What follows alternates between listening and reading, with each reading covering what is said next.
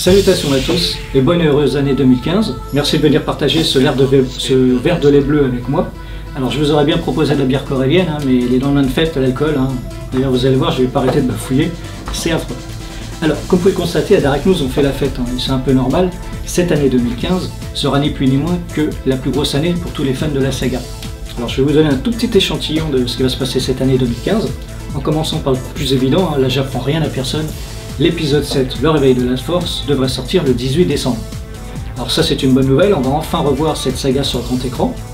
Et comme une bonne nouvelle ne vient jamais seule, ça va nous permettre aussi de revoir nos héros favoris, ceux de la première trilogie, Leia Organa, Han Solo et Luke Skywalker dans de nouvelles aventures.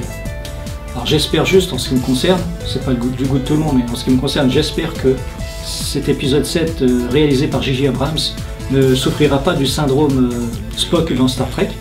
Parce que je sais pas si vous vous souvenez, mais le minois de Léonard, on le voit pas beaucoup dans Star Trek. Alors j'espère qu'on verra mieux nos héros un peu plus longtemps, en fin de compte, dans cet épisode 7. Et en parlant de cet épisode 7, comme on dit chez moi, jamais 203. Troisième bonne nouvelle, c'est que cet épisode 7 sera le premier d'une série de 6 films. On aura donc 3 épisodes, 7, 8 et 9, et 3 spin-offs, qui viendront s'intercaler entre chacun de ces épisodes, et ce à raison d'un film par an, donc on aura pour au moins 6 ans. Ça, pour le site Star Wars Universe, ça va faire beaucoup de travail, le staff aura beaucoup de taf, et même Jedi Mich pourrait avoir du pain sur la planche. Il fallait que je me le fasse, celui-là, c'était trop fort, plus fort que moi en tout cas. Mais maintenant on va revenir quand même à l'année 2015, et plus exactement en fin d'année. C'est à peu près à cette période que va sortir le jeu Star Wars Battlefront 3. Les joueurs de jeux vidéo attendent ce jeu depuis très longtemps, depuis de nombreuses années. Je ne sais même plus quelle date est sorti l'épisode 2, enfin le deuxième jeu. On sait très peu de choses sur ce jeu, si ce n'est que certaines scènes se passeront dans les décors de la trilogie, la première trilogie. Voilà, on n'a plus qu'à attendre la sortie de ce jeu. Alors maintenant on oublie un peu le mois de décembre et on va faire un petit retour en arrière jusqu'au mois d'octobre. Date où va s'ouvrir une convention qui s'appelle le Comic Con, qui ouvrira ses portes du 23 au 25 octobre à la Villette de Paris. Alors c'est une convention américaine qui se passe chaque année dans toutes les grandes villes américaines. Heureusement je bois du lait bleu, les grandes villes américaines, et on entend plus souvent parler, enfin jusqu'ici en tout cas, de la convention de San Diego, pour la bonne et simple raison qu'à San Diego, ils ont surtout orienté leur convention sur tout ce qui était super-héros et cinéma. Mais ça c'était avant, puisque l'année dernière, en 2014, c'est surtout la convention de New York qui a littéralement écrasé, pulvérisé la convention de San Diego. C'est pour ça qu'on n'a pas trop entendu parler. Et ça tombe bien que je vous dise ça, puisque les organisateurs de la convention Comic Con de New York sont les mêmes qui vont organiser celle de la Villette. Et encore une bonne nouvelle, c'est qu'ils ont l'intention de baser cette convention de la Villette sur la saga Star Wars. Bon, jusqu'ici, on n'a pas eu beaucoup d'informations, mais ils ont l'air de vouloir s'orienter vers la saga. Donc ça c'est bien, 2 mois de la sortie de l'épisode 7, c'est une bonne nouvelle. Même si cette convention se situe à peu près dans la même période que le Paris Comic Expo et le Paris Manga Show. J'espère qu'eux vont rester dans tout ce qui est BD et manga, pour que cette Comic Con puisse se passer normalement et que tout le monde y trouve son compte en fin de compte. Maintenant on oublie le mois d'octobre, on fait un grand bond en arrière, on se la joue retour vers le futur en fin de compte. On va faire un grand bond en arrière jusqu'au mois de mai. Le mois de mai a toujours été un mois spécial pour les fans de la saga, et ça tombe bien, cette année ne fera pas exception, puisque le mois de mai on aura à peu près 3 événements qui vont se passer. Premièrement, la sortie en Blu-ray DVD de la série Star Wars Rebelle, la première saison, pardon. Ceux qui ont raté cette première saison, comme moi, vont pouvoir en profiter en vidéo. Ça, c'est une bonne chose. Deuxième événement, et là, ça touche plus précisément nous, membres SWU, c'est le Génération Star Wars et Science-Fiction qui se déroule chaque année à Cusset. Là, ça se déroulera du 2 au 3 mai, donc le samedi 2. Le 2, donc c'est un samedi, donc le 1er mai qui est férié est un vendredi, ce qui nous fait un long week-end de 3 jours. Alors si j'insiste sur cette convention, c'est parce que chaque année, il y a de plus en plus de membres SWU, Star Wars Universe, qui vont à cette convention. C'est une convention qui se passe à QC, près de Vichy. Elle en est déjà à sa 17e édition d'ailleurs. Et qu'est-ce que je voulais dire moi? Même le lait, ça ne me va pas. Mais qui se déroule à QC, près de Vichy, dans l'Allier. Et c'est une convention qui est organisée par les héritiers de la Force. Ce sont des gens très sympathiques, qui ont toujours fait en sorte que cette convention soit vraiment familiale. L'entrée est parfaitement gratuite, et malgré le fait que ce soit gratuit, il y a des tas de choses qui se passent. Je prends mon pense-bête parce que... blablabla, blablabla. Et je ne sais pas quoi dire. Il y a des tas d'expositions, d'animations, des conférences, des dédicaces. Ils invitent des tas de dessinateurs. Vos dessinateurs préférés seront sûrement là-bas cette année encore. Au niveau conférence, ça c'est pareil. Des dédicaces aussi d'ailleurs. On a aussi la chance de pouvoir croiser dans les allées, et ça c'est très rare dans une convention, c'est les acteurs qui ont joué dans les films Star Wars. Alors n'oubliez pas ce que je vous ai dit, cette convention est gratuite en plus. C'est vous dire si les héritiers de la Force chaque année font un exploit avec, de ce côté-là. Donc les dédicaces, des conférences. L'année dernière, en parlant de conférences, c'est les membres SWU qui ont fait une conférence sur la sortie de l'épisode 7. Alors, on avait très peu d'informations l'année dernière, au mois de mai, sur l'épisode 7, mais le staff SWU a eu l'intelligence de pouvoir incorporer dans cette conférence un peu d'historique, si vous voulez, sur la réalisation de chacun des films tout le long de l'année, depuis 1977 jusqu'au dernier épisode, en fin de compte, qui a été réalisé. Et ça, je trouve que c'est très malin, mais vous inquiétez pas si vous n'avez pas vu cette vidéo parce qu'elle existe. Je vais essayer de la glisser dans une édition de Dark News. Alors, ça c'est fait pour le... Ah non, ben, cette convention, il y en a beaucoup qui vont dire oui, mais QC c'est loin, l'Allier, c'est loin de chez moi. C'est faux. Wes Trevor, qui est un des membres SWU, va chaque année là-bas, chaque année dans l'Allier, alors qu'il habite en Alsace. C'est-à-dire qu'il se fait toute la France comme ça, jusque dans l'Allier, rien que pour partager ce moment avec nous. C'est quand même sympa. Donc vous n'avez pas d'excuses, vous ne pouvez pas dire, vous ne pouvez pas venir. Compris? Alors, le troisième événement, et pas des moindres non plus, c'est la sortie du numéro 1 en français du magazine Star Wars Inside. Alors c'est un magazine américain qui en est à son 154e numéro en décembre.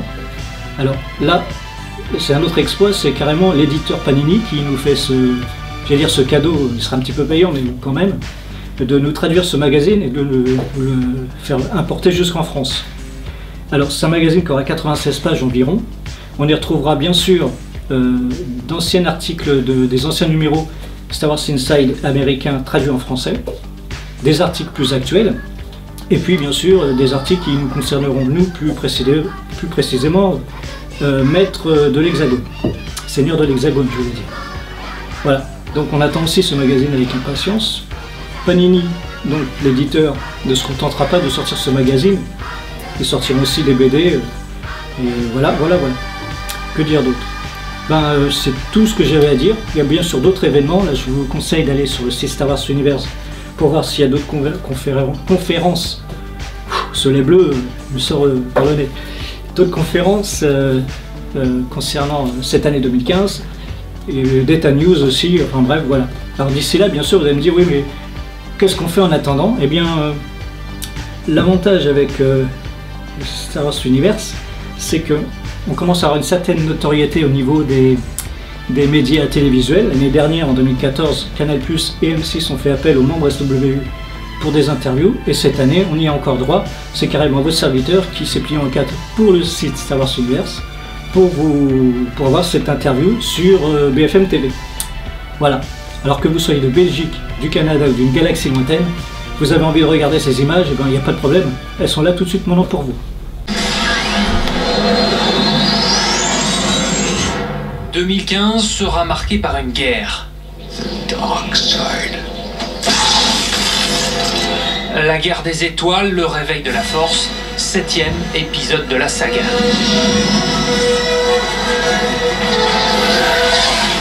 Question scénario, rien à filtrer. Ce qu'on sait, c'est que George Lucas a passé la main, mais reste dans l'ombre du réalisateur J.J. Abrams grâce à un rôle de consultant. Alors ceux qui vivent, qui mangent Star Wars, sont rassurés.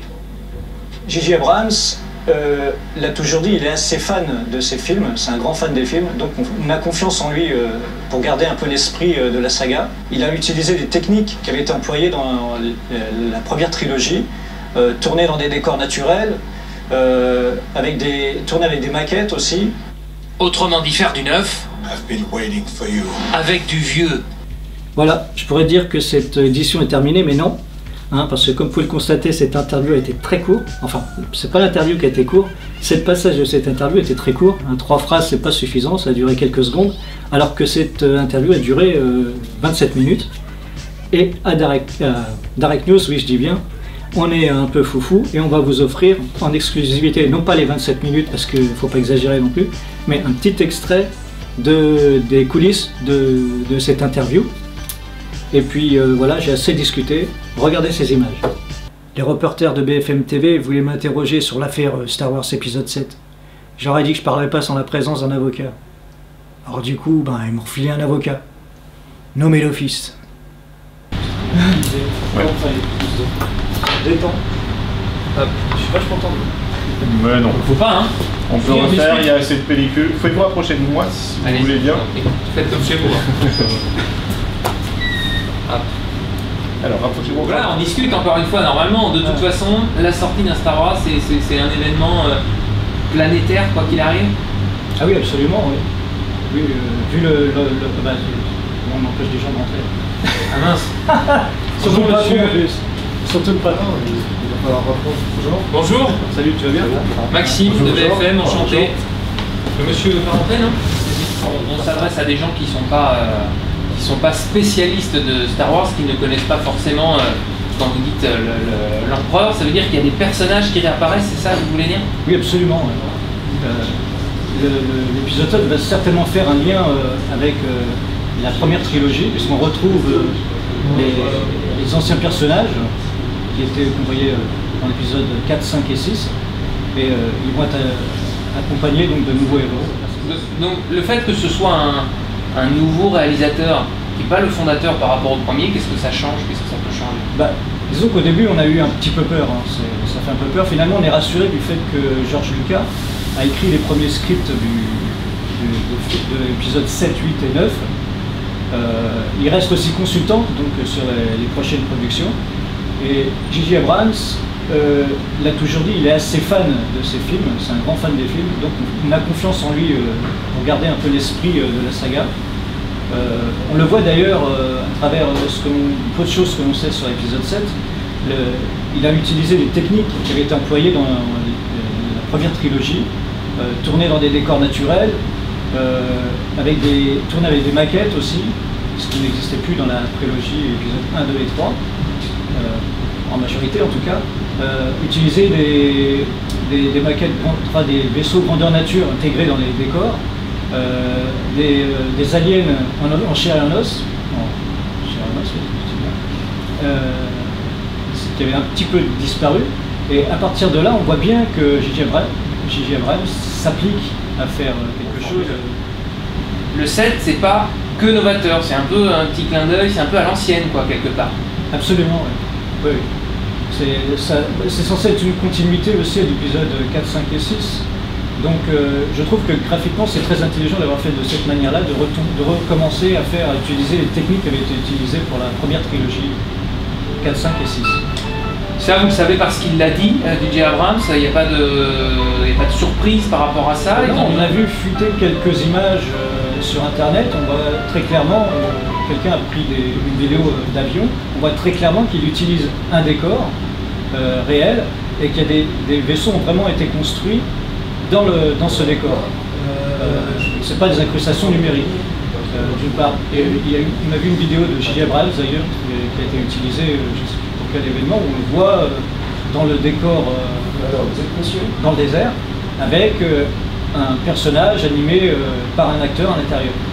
Donc déjà on voit qu'il retombe aux sources du... Et à voir à l'inverse, vous qui avez connu le début de la saga dans les fins des années 70, vous dites ah mais ça c'est vraiment pourri, c'est des sortes de... Quand on est fan, on reste objectif, on n'est pas obligé de dire que c'est bien, il peut y avoir des gens qui trouvent que c'est... c'est une bonne question, ça m'emmène à dire quelque chose. En tant que trilogiste, qui qui a connu la sortie de la trilogie épisode 4, 5 et 6 dans les années 70, on a attendu pendant plus d'une trentaine d'années de voir l'épisode 1. Quand on a appris que l'épisode 1 allait sortir, ça nous a... comment dire, on s'est dit enfin on va voir du cinéma, on va vraiment voir quelque chose d'extraordinaire. Et à la sortie, quand j'étais voir l'épisode 1 et que je suis sorti de la salle, je me suis dit mais qu'est-ce que j'ai vu là? Si vous voulez, il y a eu une telle attente, un tel... on s'est tellement fait de films, nous-mêmes dans nos têtes, parce que c'est aussi un truc négatif de garder secret un tournage. On se fait tellement un film dans la tête que quand on est devant le fait accompli, devant le film, on se demande ce qu'on a vu. Parce que ça n'a plus rien à voir avec ce qu'on a connu, et non plus avec ce qu'on a imaginé. Parce que c'est l'imagination, ça travaille beaucoup, et il y a beaucoup de choses qui se créent. Mais quand on regarde le film et qu'on nous impose une autre vision de ce qu'on avait imaginé, il n'y a pas vraiment une déception, il y a un étonnement. On se dit, mais qu'est-ce qu'on a vu là? Et heureusement, la génération qui a vécu avec la prélogie, l'épisode 1, 2 et 3, n'attendent pas trop longtemps cette suite. Donc ils vont être un petit peu moins déçus et vont un peu moins attendre imaginer, spéculer sur la suite. C'est pour ça aussi que vous dites je ne veux pas trop rentrer dans les spéculations? Absolument. Bah oui, je veux pas. Moi-même, personnellement, j'ai pris un petit écart avec l'épisode 7 parce que j'ai pas envie d'être déçu. J'ai pas envie de me dire tiens, je risque de voir ça, est-ce que je veux voir ça, est-ce que j'ai envie de voir ça? Je sais que j'ai envie de voir un bon film et avec J.J. Abrams, c'est presque certain. Parce que, comme je disais tout à l'heure, c'est un fan d'origine lui-même. Il a montré déjà à plusieurs reprises dans certains de ses films, il a toujours incrusté un petit R2D2 par-ci, certains signes à gauche à droite dans certains de ses films. Donc là-dessus on est confiant, on sait qu'on aura un bon film. Savoir qu'il repart sur des bases techniques aussi, c'est bon signe aussi. Donc mais moi je préfère mettre un stop sur mon attente, m'asseoir dans la salle et attendre de voir le film. Je sais que j'apprécierais mieux de cette manière-là que de chercher à savoir, à me faire mon propre film dans ma tête et être déçu. Vous avez constaté, vous, sur le forum, vous avez constaté quoi avant cette sortie de Star Wars 7? Oui, absolument. Les fans purs et durs de la saga sont toujours à la recherche de la photo volée, de la rumeur absolue. On voit qu'il y a une réelle attente. On l'attend tous, mais on l'attend pas tous de la même manière. Et qui l'attendent vraiment et qui s'accrochent dessus, qui vont, à mon avis, souffrir pendant un an, jusqu'à la sortie du film. Et il y a ceux qui, comme moi, vont attendre simplement la sortie du film pour en profiter. Et ne pas être déçus. Merci beaucoup. Merci. Parfait. Ça y est, je peux respirer. Oui. Ça, vous êtes un peu rouge. Ça va. Ah oui, mais ça y est, je suis cramé. C'est le soleil. Je vous prends ça, le support. Enfin, on va pas avec. Voilà, cette édition est déjà terminée. Oui, je sais, c'est affreux, mais il faut une fin à toute bonne chose. On se retrouve dans une prochaine édition, incessamment sous peu bientôt. Quant à moi, je vous retrouverai sur le forum Star Wars Universe, SWU. On échangera comme ça quelques idées et quelques infos. On se marrera bien, quoi, comme d'habitude. Voilà, c'est tout ce que j'avais à dire. Sur ce, eh bien, au revoir, à bientôt. Et puis, que la fanforce soit avec vous. Salut.